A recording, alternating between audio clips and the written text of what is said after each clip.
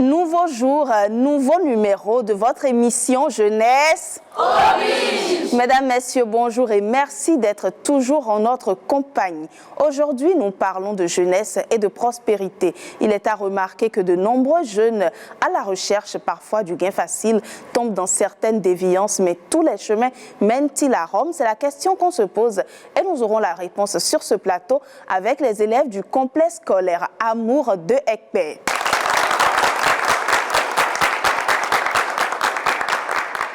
Et celui qui va conduire les discussions aujourd'hui, c'est bien sûr Ashnel.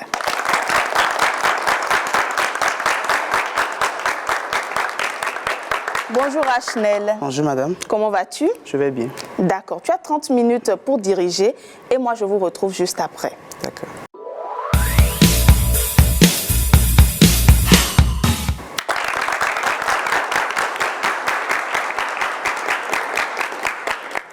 Chers téléspectateurs, chères téléspectatrices, bonjour. Je m'appelle Rousseau Ashnel, élève en classe de terminale C au CPEC Amour. Et je suis ici en présence de mes camarades pour débattre d'un sujet qui est au cœur de toutes les réflexions. Jeunesse et prospérité, tout chemin mène-t-il à Rome?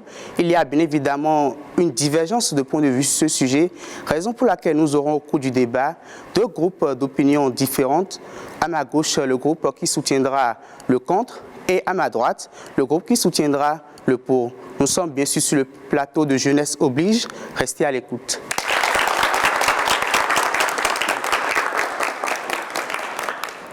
Alors, comme je le disais tantôt, nous aurons tout au long du débat nous accentuer sur le thème Jeunesse et prospérité.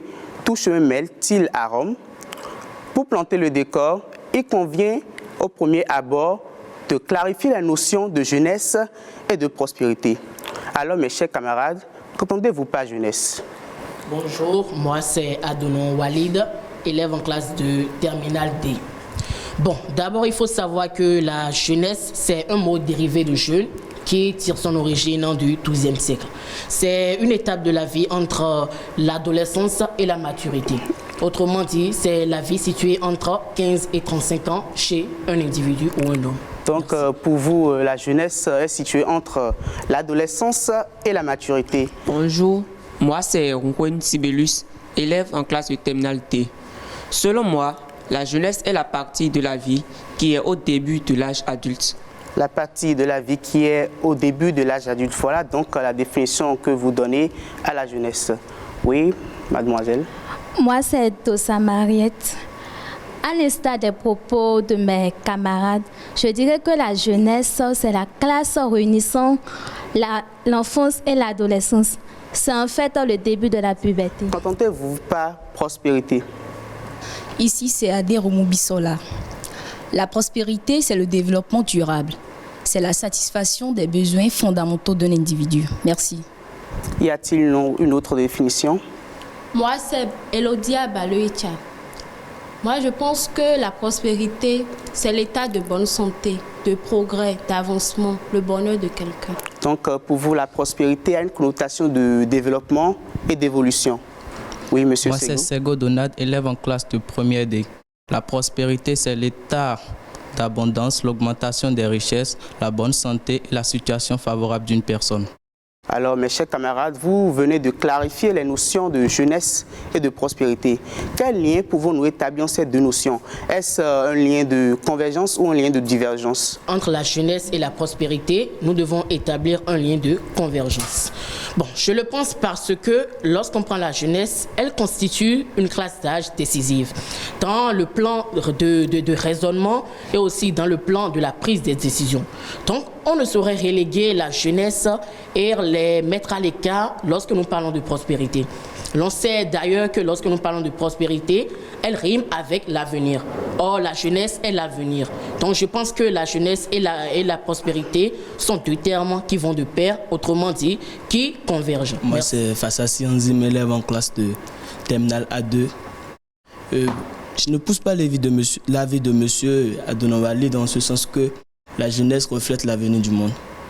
Car nous constatons qu'en même en période de prospérité, les jeunes adultes n'arrivent pas à se défendre. Donc vous faites le constat qu'il y a des jeunes qui, malgré 7 ans, ne se ne réussissent pas, ne prospèrent pas. Que pouvez-vous dire face à son affirmation, M. Walid? D'accord. Je contredis vivement l'affirmation de M. Fassassi, en ce sens que lorsqu'on prend la jeunesse, on ne peut pas parler de la jeunesse sans parler de la prospérité. Puisque la jeunesse est le seul chemin, autrement dit, c'est la seule tribu humaine qui puisse amener vers la prospérité. Donc le fait de dire que la jeunesse et la prospérité ne riment pas, c'est comme si on allait à l'encontre des règles d'or. Puisque tout passe par la jeunesse. Même les vieux d'aujourd'hui qui ont tellement évolué sont passés par la jeunesse. Merci. Oui, que pouvez-vous dire dans ce groupe? Si vous me permettez, M. Adonon Walid, même si vous venez de parler des vieux, ils ont passé par la jeunesse, mais n'oubliez pas que les vieux étaient conscients en le temps. Mais de nos jours, nous ne pouvons pas parler de la conscience entre les jeunes parce que nous assistons à des faits, à des dégâts que nous ne pouvons pas penser que la jeunesse d'aujourd'hui peut remettre à cela. Si. Selon vous, Monsieur Anzim, la jeunesse d'aujourd'hui n'est pas consciente.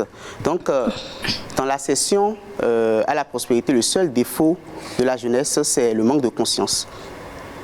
Moi, oui. C'est Ariane Tiffany, élève en classe de terminale D. Contrairement à ce que M. Fassassi vient de dire, moi j'estime qu'étant jeune, nous disposons de la capacité, de l'énergie, de la force pour prospérer. Nous avons l'intelligence, la capacité pour évoluer. Parce que la jeunesse est tout d'abord la pierre de lance de l'avenir. Et quand on dit avenir, on dit avancement, on dit progrès. Donc jeunesse et prospérité vont de pair. Pour enchérir ce que mademoiselle Ariano a dit, je pense qu'en parlant du cas de l'inconscience, seule une minorité de jeunes est inconsciente. La grande majorité et la jeunesse en général, surtout du 21e siècle, je pense que nous sommes tous conscients autant que nous sommes. Merci. Alors, selon vous, la jeunesse dispose en fait des potentialités nécessaires pour réussir sa vie, pour atteindre la prospérité. Partagez-vous leur point de vue, mes chers camarades? Moi, c'est Gbedon Firmine, élève en seconde D. Moi, par rapport à ce que mademoiselle Tiffany vient de dire, je peux lui dire que il est vrai que la jeunesse dispose de l'énergie, de la capacité, mais si nous observons la réalité, ce qui se passe actuellement, on voit que cette jeunesse du 21e siècle est tout un contraire.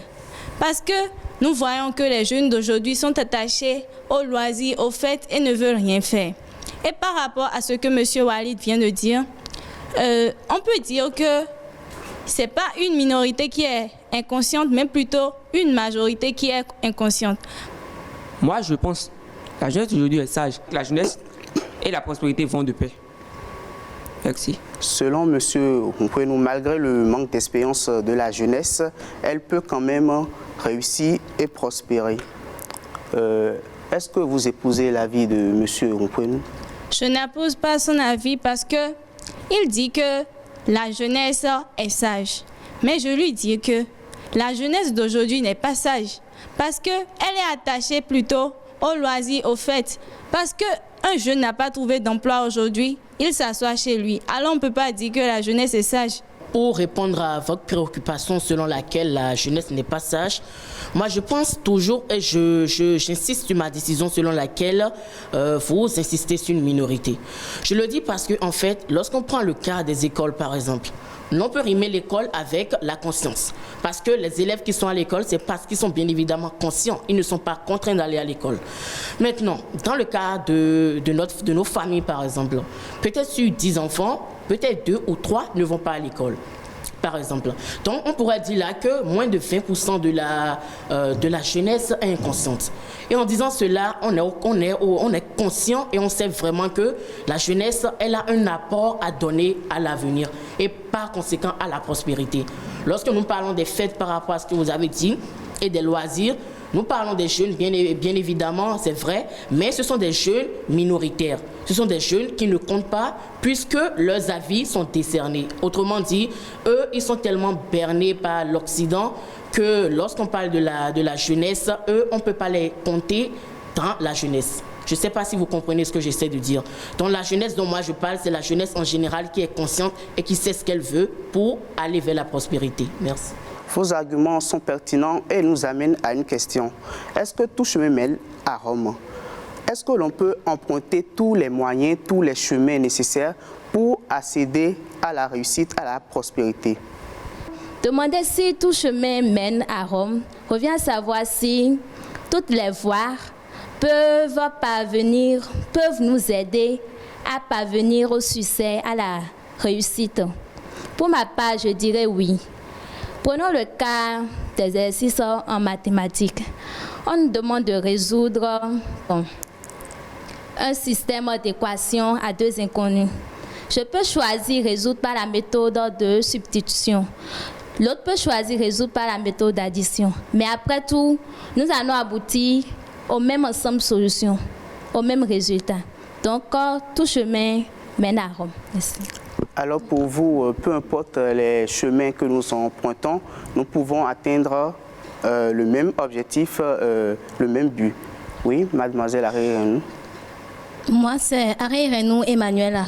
Pour enchérir l'origine de tout chemin mène à Rome, c'est une expression proverbiale latine qui a plusieurs sens, mais qui veut dire en particulier, peu importe le chemin emprunté, peu importe la manière de faire quelque chose, on arrive à une même finalité, un même objectif. Elle a été dite pour la première fois comme au XIIe siècle lors d'une acception chrétienne par Alain de Lille. Rome étant la grande cité, la cité sainte où vivent les papes, malgré les difficultés, malgré les problèmes qui peuvent survenir, on arrivera toujours à Dieu. Donc on arrivera toujours à l'objectif qu'on veut atteindre. Merci. Voilà le point de vue de ce groupe. Est-ce que vous le partagez?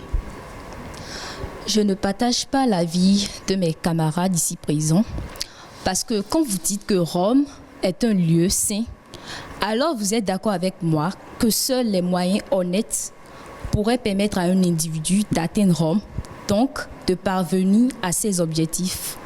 Disons que si quelqu'un essayait d'utiliser les moyens malsains, il ne parviendra pas à Rome, donc pas au succès. Merci. Selon vous, il n'y a que les moyens honnêtes qui peuvent permettre d'atteindre son objectif. Les moyens malhonnêtes sont donc exclus pour atteindre son objectif. Qu'est-ce que vous pensez, M. Adouno? D'accord. Je me tiens d'abord à ce qu'a dit ma collègue ici présente. Elle a d'abord dit que lorsque nous parlons de Rome, c'est une ville sainte. Donc tout est supposé être saint pour mener à cet endroit. Je tiens à rappeler que tout chemin mène à Rome, cette expression, c'est juste une expression au fait. Ce n'est pas, c'est une métaphore. Donc en disant tout chemin mène à Rome, sachant bien que Rome est un lieu saint, cela ne veut pas forcément dire que tous moyens pouvant mener au succès sont des moyens sains, comme elle l'a dit. Bel et bien vrai, nous savons qu'il y a des moyens malsains qui puissent mener au succès.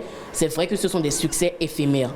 Mais lorsque nous prenons par exemple le cas des études, supposons on prend le cas du doctorat comme étant un succès, c'est-à-dire la prospérité. Parce que celui qui a son doctorat, par exemple, a atteint en quelque sorte le succès. Certaines personnes peuvent choisir de faire 8 ans d'études, comme certaines personnes, d'autres, peuvent faire une majorité et faire le reste après. Je prends un exemple palpable. Je fais 4 ans d'université pour prendre ma licence. Et faute de moyens, je me repose d'abord à la maison. Après cela, je peux faire la suite, c'est-à-dire les 4 ans restants. Certes, ce sera tellement long, plus long que celui qui a fait les 8 ans d'un coup. Mais on atteint le même objectif. Autre personne peut aussi prendre des cours en ligne pour ne pas aller à l'université se gêner. Autre personne peut prendre des cours en ligne. Mais au final, on atteint le même objectif de prospérité que nous recherchons. Autrement dit, je voudrais dire par là que tout chemin peut mener à Rome. Tous les moyens peuvent permettre d'atteindre un objectif, un but précis. Merci. Oui, M. Ronkono a-t-il quelque chose à ajouter? Bon, d'après ce que mon ami Walid, mon camarade Walid vient de dire, je pense qu'il dit vrai. Prenons le cas, par exemple, de celui qui va à l'école. Je peux décider d'aller à l'école pour réussir demain. C'est de la même façon que quelqu'un d'autre peut se lancer dans le commerce ou peut-être dans les formations, les métiers et devenir quelque chose demain. C'est aussi des moyens pour aboutir. Tout compte fait, ils aboutiront à un succès. Donc tout chemin peut mener à... Oui. Ici, c'est Goussano Ousniat. Selon moi, tout chemin ne peut mener à Rome, car il existe des chemins pour atteindre le succès, mais ce serait un succès éphémère. Prenons par exemple l'exemple des arnaqueurs. Ils arrivent à atteindre leur succès, mais cet succès n'est ni partagé ni durable. Donc de là, nous pouvions dire que tout chemin ne peut mener à Rome. Zanbo Rachmin, pour être contre ce que madame a dit, moi je pourrais dire que tout chemin peut mener à Rome, puisque dans la vie, il y a plusieurs moyens d'atteindre son objectif. Et quand tu dis qu'on prend le cas des arnaqueurs et que quand les arnaqueurs, eux, ils arnaquent pour avoir de l'argent, ça dure pas chez eux au fait. Mais moi je te dis, là, c'est pas le succès. Là, ils n'ont pas atteint leur objectif dans la vie. Parce que atteindre son objectif, c'est d'avoir l'assurance que l'argent que j'ai, l'argent c'est bien, l'argent c'est propre, je peux le dépenser sans aucun problème dans la vie et tout va comme sur les roulettes. Mais avoir de l'argent et encore avoir des soucis pour les dépenser ou avoir de problèmes, ça, c'est pas aboutir à un bonheur. Donc, je contredis ce que tu dis en disant que là n'est pas le bonheur. Quand tu prends l'exemple des arnaqueurs, là n'est pas le bonheur. Oui, monsieur Rumpwen. Bon, elle a dit que les arnaqueurs, ils aboutissent à des réussites éphémères, je crois bien. Bon, c'est vrai, ils aboutissent à des réussites éphémères, mais le but c'est que, est-ce qu'ils ont atteint l'objectif? Je ne sais pas que je défends l'arnaque, non, je suis totalement contre. Mais est-ce que le but est atteint? C'est ça ma question. Voilà donc la question de M. Rumpwen. Que pouvez-vous répondre? Tout chemin mène-t-il à Rome? Autrement dit, tout chemin mène-t-il au succès, à la prospérité? Le problème tel qu'il est posé signifie, peu importe le moyen d'y parvenir, la prospérité est établie. Mais est-ce humainement admissible de s'estimer heureux, prospère, en créant du tort à autrui qui lui aussi aspire au bonheur, à la prospérité? Non. Alors nous ne pouvons pas soutenir que tout chemin mène à Rome. D'accord. Je pense que pour répondre à M. Donald ici présent, il a dit, est-ce bon de créer du tort à autrui pour atteindre son bonheur? Je tiens à dire que lorsque nous prenons le cas des arnaqueurs comme mademoiselle Ousnat l'avait dit, leur réussite, c'est pas quelque chose qu'on peut considérer comme une réussite au fait. C'est pas une prospérité, c'est pas une réussite. Parce que la réussite par définition, c'est aussi d'atteindre un objectif. Un objectif dans la vie qui peut nous faire nous estimer heureux. Ces arnaqueurs dont vous parlez, certes, ils ont atteint une bonne réussite. Une réussite en quelque sorte, je parle de bonne réussite dans le cas où ils auront assez d'argent, le nécessaire, les fondamentaux. Mais comme ma camarade Rachmin l'avait dit, ils ne sont pas heureux. Et le fait qu'ils ne sont pas heureux, ça détruit déjà le sentiment de réussite, de prospérité qu'ils ont atteint. Donc, frère, bel et bien frère, nous sommes totalement contre, mon groupe et moi, de l'arnaque. Et nous tenons aussi à préciser que pour réussir, il faut utiliser de bons moyens. Mais je tiens à vous préciser qu'en faisant l'arnaque, ce n'est pas une réussite, ce n'est pas une prospérité qu'on atteint. Donc, je pense que ce cas est totalement exclu du cas de la jeunesse et de la réussite et de la prospérité. Merci. Ici, c'est mademoiselle Bouraïmo Rami Ousniat, élève en classe de première D. Comme on l'avait dit précédemment, la prospérité, c'est le bonheur d'une personne. C'est l'avancement de cette personne.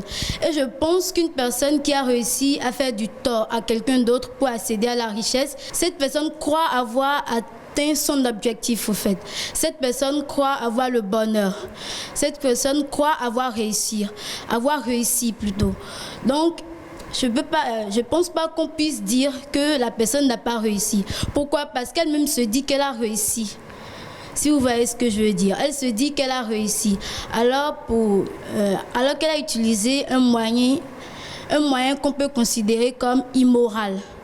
Un moyen immoral. Et je soutiens que seuls les moyens honnêtes peuvent permettre d'accéder à la richesse. Et comme l'a dit les membres du groupe opposé, tout en parlant, il disait qu'une personne qui a choisi de poursuivre l'école peut atteindre son objectif. Et une autre peut aussi choisir le commerce. En parlant du commerce et de l'école, ils soutiennent tous les moyens honnêtes. Alors qu'il y en a d'autres qui passent par des moyens immoraux pour atteindre leurs objectifs. Donc tout chemin ne peut pas mener à Rome. D'accord. Je pense que je vais peser mes mots. J'ai dit que l'ANAQ n'est pas à cautionner, de 1. De 2, j'insiste sur le fait que leur réussite n'est pas ou ne peut pas être considérée comme une réussite, car une réussite doit rimer avec la joie, le bonheur. Et du moment où ils font du tort aux personnes, ça veut dire qu'ils seront recherchés forcément. Ils seront recherchés, fait allusion au fait qu'il y a des gens qui ont été victimes d'eux. Et le fait que des gens ont été victimes d'eux, cela fera en eux, en leur fond propre, cela créera en eux des sentiments de malaise.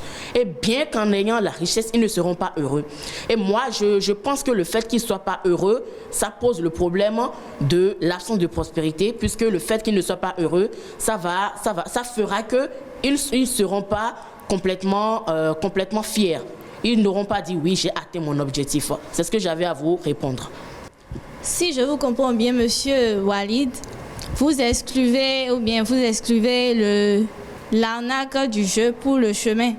Donc, ce qui veut dire que tous les chemins ne mènent pas à Rome, parce que si nous prenons le cas de ceux qui volent, pour eux, s'ils veulent voler, quand ils atteignent leur but, ils volent, ils gagnent de l'argent facilement sans rien faire.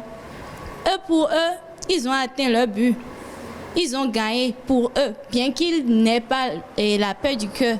Ils ont gagné pour eux. Donc, ce chemin, c'est un chemin qui mène à un succès éphémère. Donc, vous ne pouvez pas nous dire que tous les chemins mènent à Rome, parce que vous-même vous dites que ce chemin n'est pas un bon chemin, donc il ne mène pas au succès. Si ça mène à leur succès à eux, donc on ne peut pas dire que tous les chemins mènent à Rome. Tous les chemins mènent au succès. D'accord. Merci beaucoup de m'avoir tenu les armes en disant que lorsqu'ils réussissent, ils ne sont pas bien dans leur fond propre. D'accord. Je tiens à vous dire que si je réussis et je ne suis pas heureux, c'est-à-dire que j'ai sur ma conscience des mauvaises choses, cela ne veut pas dire que j'ai réussi. Réussir, c'est réussir vraiment comme il le faut et avoir la paix du cœur, avoir la joie d'avoir réussi. En oubliant ce cas et en prenant le cas, par exemple, d'un mécanicien qui travaille. Lui, bel et bien vrai, certes, il n'a pas évolué comme nous dans les études. Mais cela ne veut pas dire qu'il n'a pas réussi. Non, parce qu'il a atteint son objectif de réussir, d'atteindre la prospérité. Et celui qui va à l'école également et qui est bel et bien instruit, il peut aussi réussir par ses moyens de bord, c'est-à-dire ses diplômes et autres. Cela ne va pas sans dire que oui, l'autre qui n'a pas eu des moyens financiers, c'est-à-dire qui n'a pas eu l'occasion d'évoluer dans les études comme lui, n'a pas réussi. Non, parce que la réussite, c'est la paix du cœur, et j'insiste sur cela. D'abord la paix du cœur et ensuite la satisfaction des besoins fondamentaux, comme mademoiselle Bissola l'avait dit. Donc je pense que le fait qu'on réussisse, c'est le fait d'avoir d'abord la paix du cœur. Et on peut passer par plusieurs moyens, je dirais même tous les moyens qu'il faut pour atteindre la réussite, sans cautionner les choses immorales. Merci. Alors si je comprends bien, monsieur Walid, une réussite sans la paix du cœur n'est pas réellement une réussite, mais c'est juste le bonheur d'un moment qui sera éphémère. Oui, nous écoutons, mademoiselle. Oui, je soutiens ce que Walid a dit en disant que quand on prend le cas des arnaqueurs, comme vous le dites, ça, là, n'est pas une réussite. Parce qu'une réussite qui est sans bonheur, sans prospérité, là, il n'y a pas de réussite. Donc, on nettoie catégoriquement ce cas en disant que les arnaqueurs, malgré tout, ils arrivent à leur fin. On prend l'exemple d'une couturière qui a fait juste de la maternelle et elle a eu simplement son CEP. Et après ça, elle suit une formation de quelques mois ou quelques années de plus. Elle voyage. Elle revient au pays où même si elle est là-bas, elle est bien, elle est aisée. Et pour ouvrir son atelier, elle ouvre une cartelle. Et la personne qui a poursuivi ses études et a fini les études et après ça, il est revenu, il a son entreprise, là tout. On peut les comparer parce que quoi? La couturière a le bonheur. La personne qui est allée à l'école a le bonheur. Donc, ils sont tous arrivés à un fin. Et la fin, c'est le bonheur.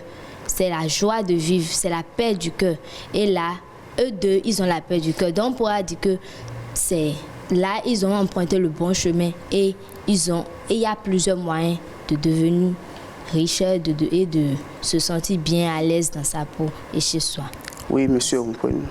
Bon, pour renchérir ce qu'elle a dit, prenons le cas terre à terre. Dans nos écoles, bon, souvent, les écoles, les études, il faut d'abord le dénominateur commun après, c'est le bac.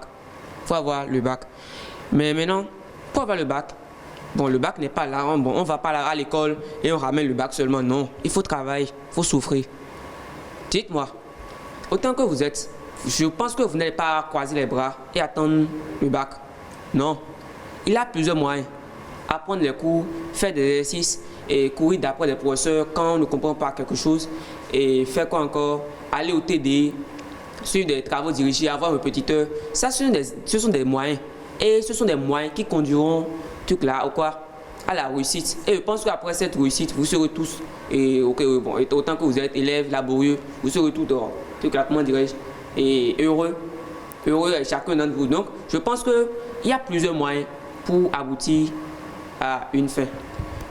Si vous me permettez, monsieur Ronfouenou, vous venez d'énumérer certains moyens, tout comme votre camarade Rachimine. Permettez-moi de m'opposer contre votre avis, tout en soutenant ma camarade Firmine, en disant que tous les moyens ne peuvent pas rimer à Rome. En ce sens que, disons, le voleur et l'arnaqueur, des groupes spirituels ou des sectes qui amènent aussi le bonheur parce que ça gagne. Des gens deviennent riches à travers cela. Disons, vous avez parlé de l'école et d'un couturier. Disons, il y a des gens qui ont fréquenté et si possible ont leur doctorat, si possible le master, mais quand même sont toujours à la maison. Est-ce qu'ils ont vraiment réussi ou bien ils doivent encore espérer?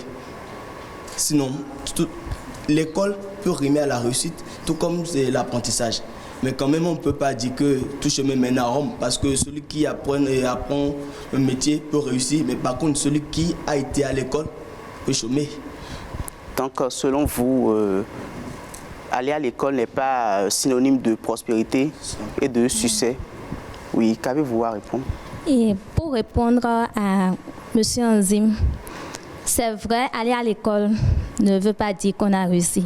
Mais quand nous partons à l'école, au fait, c'est pour un but, pour atteindre un objectif. Ce n'est pas pour, bon, j'aurai des diplômes là, mettre ça dans le sac là. Non, c'est pas ça. Moi, je veux être docteur. Je veux réussir. Toi, tu as choisi ton chemin. Mais ce n'est pas parce que tu iras à l'école seulement avoir les diplômes que tu dis tu as réussi. Tu dois poursuivre ton rêve. Aller de l'avant. Je ne sais pas si tu me comprends. Et pour ajouter à ce que ma camarade a dit, vous avez dit qu'il y a des gens qui ont le master, le doctorat, mais qui sont toujours à la maison, c'est-à-dire qu'ils stagnent. Moi, je tiens à vous dire que on a dit, revenons à notre thème commun, revenons à l'acception du thème selon lequel tout chemin mène à Rome. Si tu as eu le master et le doctorat et tu n'as pas pu aboutir à ta prospérité que tu recherches de là, il y a le commerce, mon frère. Il y a le commerce, il y a les travaux en ligne, il y a tout ce qu'il faut. Comme on le dit, tout chemin mène à Rome, il y a plein de moyens pour aboutir à une fin, à un objectif. Non, c'est pas parce que oui, tu as eu le master, le doctorat, tu n'as pas réussi, qu'il n'y a pas d'autres moyens pour réussir. Non.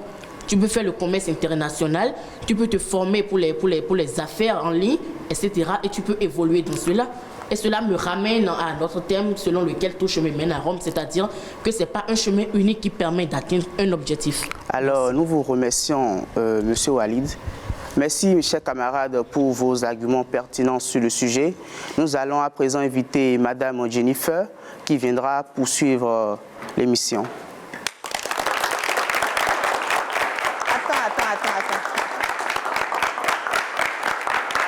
Merci beaucoup Ashnel et merci également à vous d'avoir participé.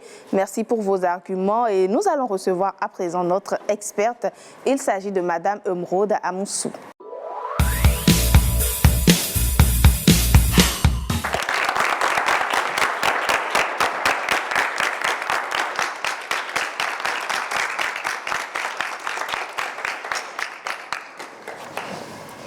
Merci beaucoup, Madame Amoussou, d'avoir accepté notre invitation. Merci Madame la journaliste, tout le plaisir est pour moi. Je rappelle que vous êtes spécialiste en éducation sexuelle et de reproduction et vous êtes également présidente d'un mouvement qui milite pour l'action des jeunes. Bien sûr, c'est cela. Donc ça veut dire que le sujet, ça vous connaît vraiment, parce que la déviance, on a toutes sortes de déviances, tant chez les filles que chez les jeunes garçons. Alors, vous avez écouté nos amis, qu'est-ce que vous pensez de leurs avis? J'ai écouté les amis qui étaient pour, les amis qui sont contre, et je veux vraiment dire aux amis que je suis très fière d'eux. Je suis très fière quand je rencontre des jeunes, des adolescents et jeunes qui sont bien inspirés sur les thématiques qui concernent la jeunesse. Parce qu'il s'agit de nous. La jeunesse, c'est nous. Vous, c'est moi. Et quand on parle de jeunesse et prospérité, je pense qu'ils en ont parlé tout à l'heure, que c'est la jeunesse qui milite pour le développement d'un pays, c'est la jeunesse qui doit tout faire pour relever et la croissance économique d'un pays et tout ça. Donc, je pense que ce soit pour, que ce soit contre, quand on parle de est-ce que tous les chemins mènent à Rome, il faut se poser d'abord la question de savoir est-ce que vraiment tous ces chemins mènent à Rome? Est-ce que la finalité, est-ce que c'est une bonne réussite? Parce que j'ai écouté quelqu'un dire tout à l'heure, quand il est question de réussir et que cette réussite soit éphémère, que ce n'est pas de la réussite. Mais moi, je voudrais vous poser une question. La question que je voudrais vous poser, c'est de savoir, est-ce que quelqu'un qui a son bac, on peut appeler ça de la réussite? Le résultat positif, est-ce que c'est une réussite selon vous? Quelqu'un peut me répondre? Bonjour madame. Pour vous répondre, je dirais que celui qui a eu son bac, en quelques thèmes, il a réussi. En ce sens qu'il a atteint un objectif qu'il s'était fixé. La réussite, c'est aussi atteindre un objectif, un but qu'on s'est fixé. Donc, celui qui a eu un bac, son bac, on peut dire que cette personne a réussi dans certaines circonstances. Merci. Merci beaucoup. Donc, cela voudra dire que le bac est une réussite. Voilà. L'autre question que je vais vous poser, c'est de savoir si cette personne qui a... Avant d'atteindre cet objectif-là, a eu à faire des chantages à un correcteur, par exemple, ou cette personne a eu à céder, aller au sexe, aller au sexe ou tenir un rapport sexuel avec un correcteur ou un enseignant, d'une manière ou d'une autre, a utilisé ou a pris par un moyen pas trop approprié pour atteindre cet objectif. Est-ce que dans ce sens, on va dire que ce chemin lui a permis d'atteindre cet objectif-là? Bonjour madame. Là, on ne peut pas dire que ce chemin lui a permis d'atteindre son objectif parce que là, c'est un chemin malhonnête. Ça ne peut pas être compté parmi les vrais chemins qui mèneront au bonheur. Merci. Alors, ça ne peut pas être un chemin qui mène au bonheur, mais ça lui a quand même permis de réussir. Cette personne a eu son bac, oui ou non? Voilà. Cette personne-là a eu le bac, mais il a pris par un chemin qui n'est pas conseillé, n'est-ce pas? Mais l'autre personne qui a étudié, qui a passé tout son temps à étudier, à faire des exercices, courir après les professeurs et poser des questions, faire tout ce qui est dans son pouvoir pour atteindre cet objectif-là. Dans les deux cas, est-ce que quelqu'un peut me dire, celui qui a bien réussi, celui qui a utilisé le bon chemin? Maintenant, l'autre question, c'est de savoir, les deux chemins-là lui ont permis d'atteindre cet objectif, oui ou non? Selon moi, la personne qui est partie chercher, faire les recherches, la personne a bel et bien réussi. Mais sinon, deuxième cas là, il n'a pas du tout réussi parce qu'elle ne sera pas à l'aise. Au profond de elle, là, elle ne serait pas à l'aise. Parce qu'elle a but d'avoir le bac là, elle va dire que je me suis donné. Si elle ne le dit pas, après tout là, les professeurs aussi vont dire ça, quoi. Donc sinon, moi, je suis allée chercher, faire des recherches, faire des exercices, mène bien une réussite. D'accord. Merci beaucoup pour la réponse. Ce que j'aimerais bien ressortir de cette histoire, c'est que oui, on peut emprunter plusieurs chemins pour atteindre un objectif, un but précis. Mais Ce que nous voulons dans prospérité, est-ce que nous l'avons? Quand on parle de prospérité, c'est le développement, un bon développement, un développement heureux, n'est-ce pas? C'est la croissance, n'est-ce pas? Maintenant, quand vous me dites que oui, cette personne va se sentir frustrée après, etc., etc., mais là n'est pas le problème. Le problème est, est-ce que cette personne-là peut contribuer au développement? Est-ce que cette personne qui a pris par le chemin qu'il ne faut pas prendre, le chemin par lequel il ne faut pas prendre, et cette personne-là contribue vraiment au développement? Je suppose que vous êtes d'accord avec moi que c'est non. C'est non, n'est-ce pas? Donc cette personne-là ne contribue pas au développement. Celui qui harcèle son professeur ou celle qui se laisse aller au sexe par son professeur pour juste avoir des notes, passer en année supérieure. Celle-là, c'est vrai, elle passe, elle va d'année supérieure en année supérieure, mais elle n'atteint pas l'objectif fixé. Cela voudra dire que demain, si je prends 10 jeunes sur 20 qui prennent pas ce chemin-là pour atteindre cet objectif, demain nous aurons quoi comme jeunesse? Demain nous aurons quoi comme monde? Quand on dit que c'est nous jeunes d'aujourd'hui, qui allons représenter le Bénin de demain, donc ça voudra dire que nous devrions nous battre pour que le Bénin de demain soit meilleur, pour que l'avenir de demain soit meilleur, pour avoir un monde meilleur demain. Alors, si nous ne nous posons pas, si nous ne restons pas dans un cadre logique pour acquérir de bonnes compétences, pour acquérir de bonnes connaissances, comment allons-nous contribuer demain alors au développement de la société, au développement du pays, au développement du monde? D'accord. Merci beaucoup, Madame Amoussou, pour ce bel exercice. Donc, on vous comprend, toutes les personnes qui entrent dans certaines déviances ne contribuent pas au développement. Donc, on ne peut pas dire qu'ils ont vraiment prospéré puisqu'ils sont dans le faux, je dirais.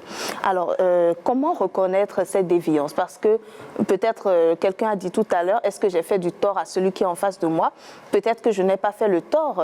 Une jeune fille qui s'offre, qui offre son charme, par exemple, avec un certain nombre de professeurs, un certain nombre d'autorités en face d'elle et qui le fait tout au long de son cursus scolaire à l'université et même dans la vie professionnelle. Elle se dira peut-être qu'elle n'a offensé personne.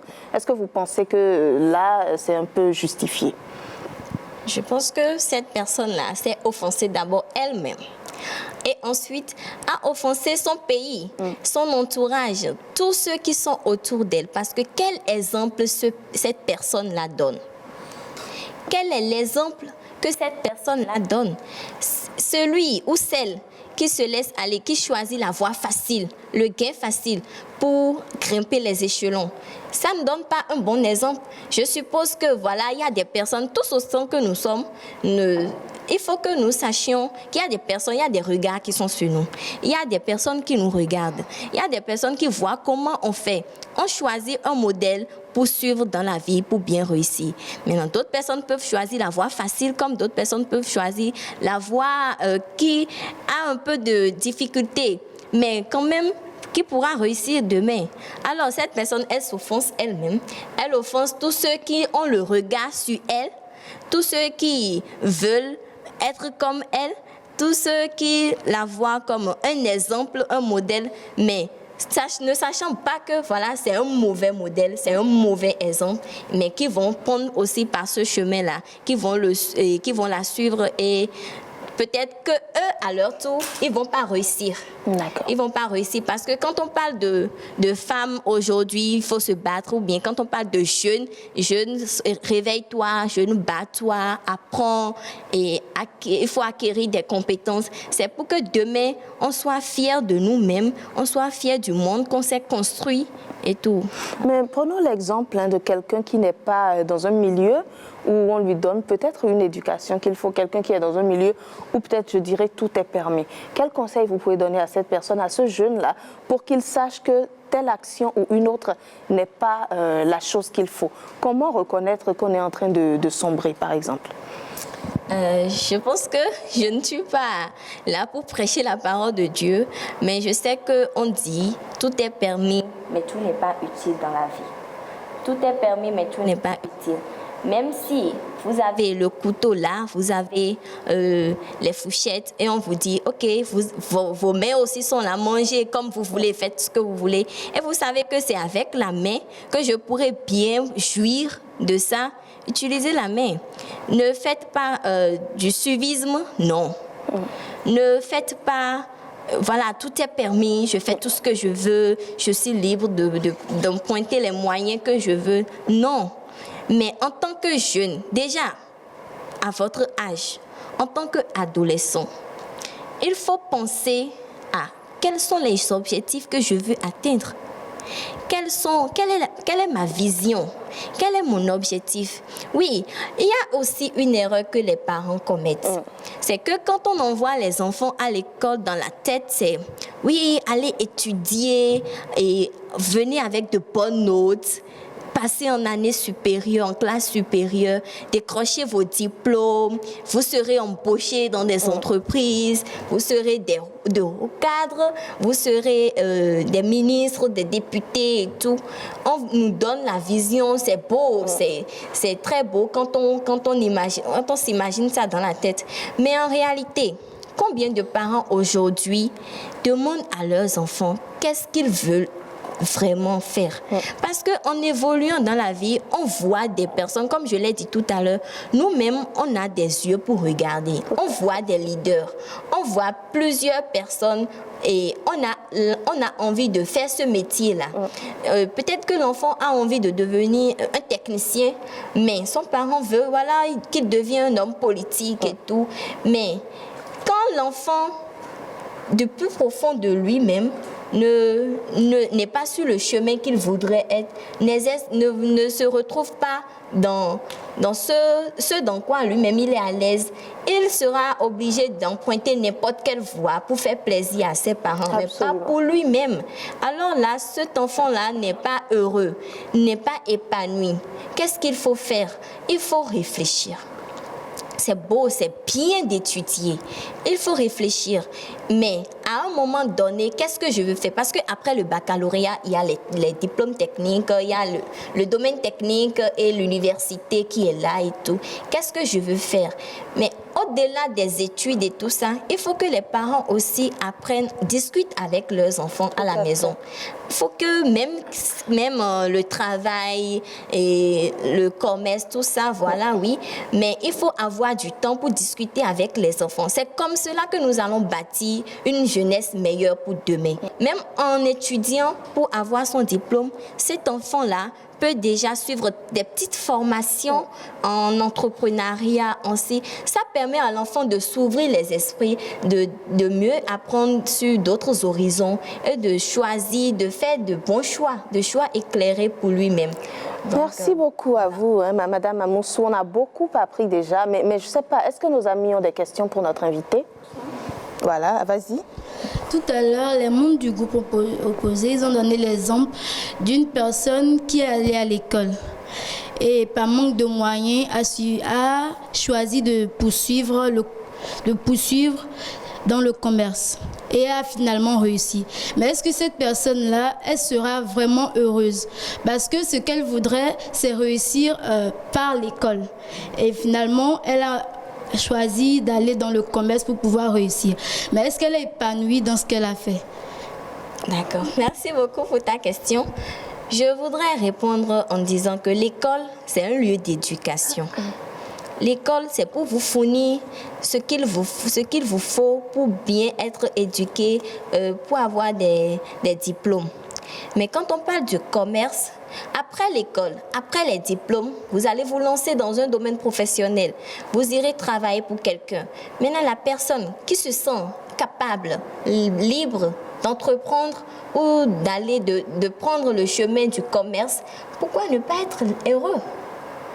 Cette personne-là sera bien heureuse, très heureuse même, si elle s'investit dans ce qu'elle fait. Tout le monde ne peut pas être ambassadeur. Tout le monde ne peut pas être ministre. Et c'est cela qui fait qu'aujourd'hui, le taux de chômage augmente. Absolument. Parce que tout le monde veut porter de costumes. Tout le monde veut être sous les projecteurs. Tout le monde veut devenir de ministre, des hommes politiques et tout et tout. Mais les autres métiers. Et la couture, la coiffure, tout le monde ne peut pas rester de l'autre côté. Tout le monde se coiffe, les femmes se coiffent, les hommes se coiffent, tout le monde porte de beaux habits. Mais qui va coudre ces habits-là si tout le monde veut devenir ambassadeur? Donc, quand on parle de est-ce que tous les chemins mènent à Rome, je pense que c'est sur deux volets. Quand on prend le domaine de l'éducation, oui, quand la personne décide d'étudier et de prendre part à la diplomatie et tout ça, et s'il est bon dans ce qu'elle, cette personne-là, si elle est bonne dans ce qu'elle fait, voilà, on la soutient et elle poursuit son chemin. Mais si l'autre personne veut emprunter le chemin du commerce, de l'entrepreneuriat, laissez-moi vous dire qu'il n'y a rien de plus meilleur que d'entreprendre. Entreprendre, c'est qu'est-ce tu apprends, tu échoues, tu apprends, tu réussis, tu te lèves, tu continues, tu te bats. Et tu sais que voilà, j'ai un objectif à atteindre. Tu te donnes des armes pour atteindre cet objectif-là. Tu vas jusqu'au sommet. Mais quand tu travailles pour quelqu'un, c'est que tu te lèves tous les matins, tu vas t'asseoir là, tu travailles pour la personne. À la fin du mois, tu t'attends à récupérer ton salaire. Il y a les charges qui sont là et tout. Mais quand tu travailles pour toi-même, tu es mieux à l'aise, tu es plus à l'aise, tu es épanoui. Voilà. Mais l'autre côté de est-ce que tous les chemins mènent à Rome, je pense que ça va dans le sens où les jeunes d'aujourd'hui, c'est pas que je ne suis pas jeune, mais c'est que les jeunes d'aujourd'hui prennent beaucoup de plaisir à prendre pas les voies faciles. Ils préfèrent avoir de l'argent par un gain facile, c'est-à-dire se donner à quelqu'un en griffe, devenir un travailleur de sexe ou une travailleuse de sexe pour avoir de l'argent. Arnaquer quelqu'un pour avoir de l'argent parce que ceux-là trouvent que étudier c'est difficile. Entreprendre, c'est compliqué. Donc, qu'est-ce qu'il faut faire? Il faut aller voler, il faut aller se livrer, il faut passer par de mauvais chemins pour avoir de l'argent. La finalité pour ceux-là, c'est l'argent. Dans leur tête, c'est l'argent. Rien, avoir l'argent. Donc, ils peuvent tuer et avoir de l'argent. Dans ce cas-là, on ne va pas dire que tous les chemins mènent à Rome. Dans ce cas précis, on ne va pas dire que tous les chemins mènent à Rome. Parce que la belle preuve, c'est que les arnaqueurs dont nous sommes en train de parler, c'est vrai, ils sont en train d'arnaquer quelqu'un pour avoir de l'argent. Mais on a dit aussi que tout se paye ici-bas. Donc, d'un jour à un autre, ils vont payer. Ils vont payer. Et la preuve, c'est qu'on voit des exemples. Ils meurent par accident. On ne connaît même pas la cause. Ils décèdent du jour au lendemain, etc., etc.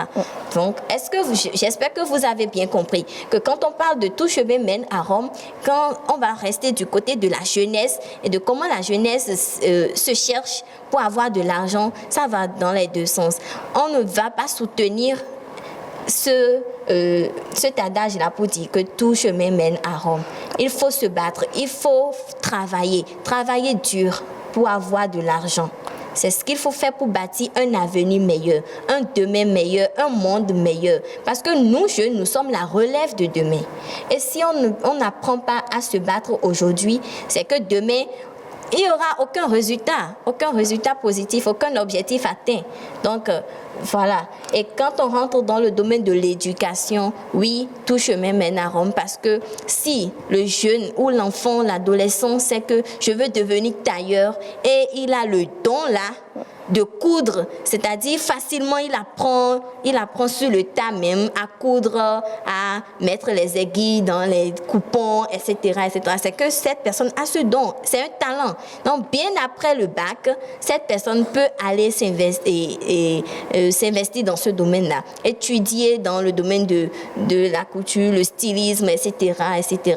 Cette personne va réussir, elle va bien réussir, sera bien heureuse. D'accord. Malheureusement, c'est tellement intéressant, mais on nous fait signe que le temps est parti. Donc, je vais vous inviter à conclure, mais en vous adressant aux parents, puisque ce sont eux qui conduisent les enfants, qui canalisent les enfants.